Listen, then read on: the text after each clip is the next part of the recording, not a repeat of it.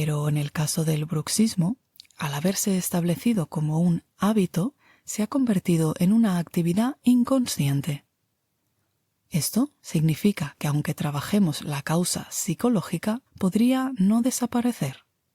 Por ejemplo, si el estrés del trabajo me causa bruxismo, aunque yo deje el trabajo o aprenda a manejar el estrés, aunque sea algo necesario, no es garantía que deje de apretar los dientes. ¿Comprende?